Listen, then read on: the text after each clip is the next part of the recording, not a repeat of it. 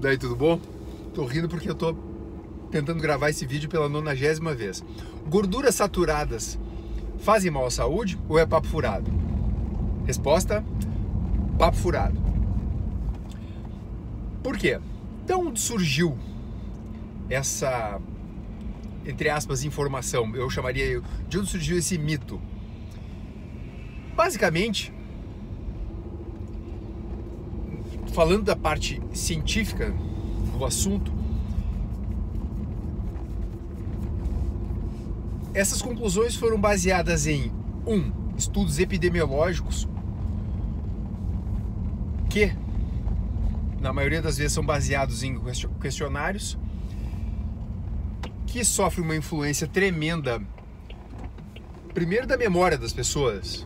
Ou seja, pergunto para as pessoas, em média, quanto você comeu de carne nos últimos 20 anos? Meu Deus do céu. Sim, nos últimos 20 dias, para a maioria das pessoas é difícil. Você imagina em 20 anos, ou que seja 5, 10. Segundo, depende muito do que as pessoas querem dizer nesse questionário.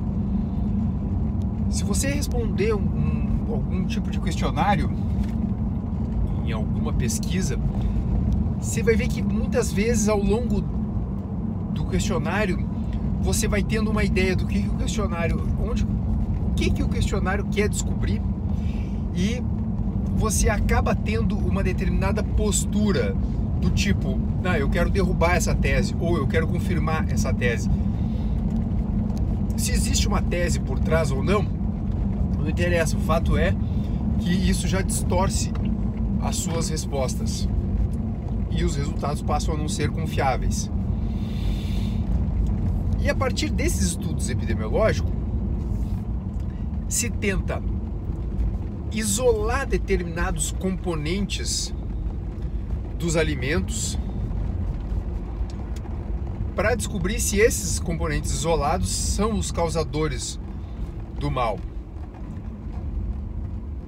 Ainda por cima, isso é feito em condições de laboratório, com controle de várias variáveis, com perdão da redundância, e além disso são feitos, por exemplo, em ratos. A partir de determinados achados, isso é extrapolado para a população de humanos nas condições da vida real e julgando o alimento como um todo a partir das suas partes isoladas. Quando hoje já se sabe que o comportamento das partes isoladas é muito diferente do todo em termos de alimentação. Talvez isso valha para vários aspectos da vida. É só você... Um pequeno exemplo. Pega uma pessoa que faz parte de uma torcida organizada de futebol. O comportamento dela na torcida organizada e o comportamento dela sozinha no seu trabalho, sob a vigilância do seu chefe, por exemplo. Enfim. Onde eu quero chegar com isso? Se demonizou, por exemplo, a carne. Por quê? Dentre outros aspectos, por causa do conteúdo de gordura saturada. Por outro lado, o azeite de oliva é visto como um presente dos deuses. Por quê? Por causa do seu componente de gorduras insaturadas. Pois bem, vamos comparar esses dois alimentos. A gordura da carne, por exemplo, contém gordura saturada? Sim. Mas é composta somente de gordura saturada? Não. Que tem mais? Gorduras monoinsaturadas, por exemplo. Em grande proporção?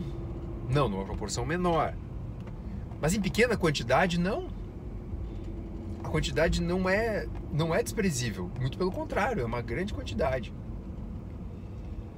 Por outro lado, o azeite de oliva tem só gorduras monoinsaturadas? Não, elas predominam, mas tem uma quantidade relativamente alta de gordura saturada também.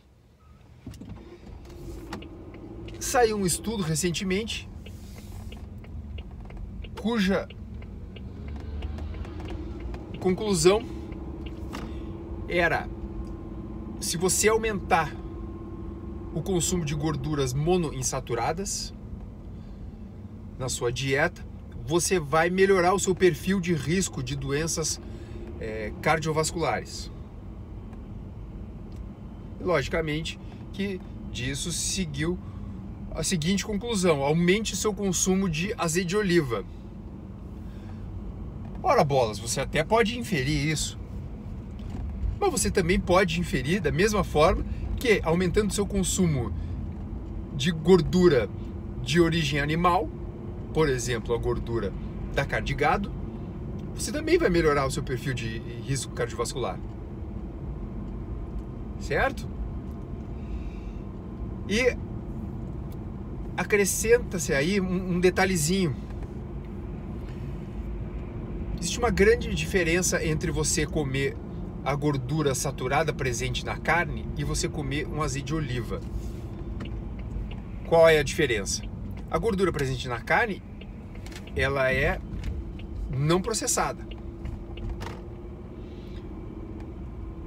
O azeite de oliva, sim, é uma gordura processada. É uma gordura refinada.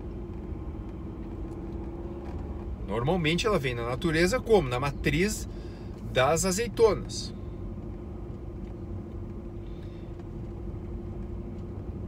E essa gordura isolada da matriz do alimento, sendo uma gordura em temperatura ambiente, pelo menos na maior parte dos climas, sendo líquida, já existem vários indícios que gorduras líquidas na temperatura ambiente, elas não fazem bem para o intestino. Elas aumentam a permeabilidade intestinal.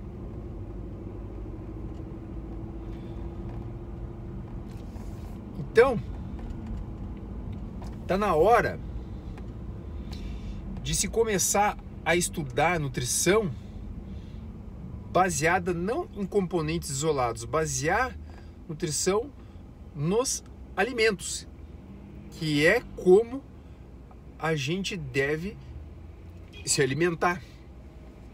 É redundante, mas essa redundância ela é emblemática. Hoje em dia as pessoas se alimentam muitas vezes de não alimentos. Por exemplo, baseiam a sua alimentação em polivitamínicos, suplementos. E, na minha opinião, por exemplo, farinha não é um alimento. Opinião pessoal. Ou seja, qualquer coisa que sofra um grande processamento não deveria ser considerado um alimento. Então, para finalizar, quando a comunidade científica e a comunidade não científica, formada, por exemplo, por jornalistas que escrevem sobre alimentação, nutrição e ciência em geral, até mesmo vegetarianos, veganos que apregoam que você aumente o seu consumo de azeite de oliva para melhorar a sua saúde,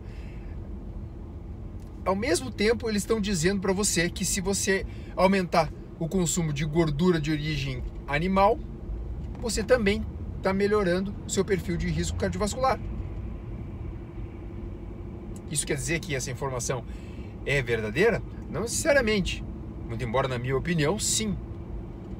Essa informação é verdadeira. Aumentar o consumo de gordura de origem animal faz bem. Lógico que até certo ponto, já que em biologia a imensa maioria das coisas segue aquela curva de Bell, em que você em baixas doses não vê, não tem resultado nenhum, você vai aumentando a dose, você chega no topo dos benefícios, e quando você continua aumentando a dose, você começa a ter malefícios. Isso vale também para gordura, isso vale para carne, enfim, para tudo praticamente na vida, até para água. Mas enfim,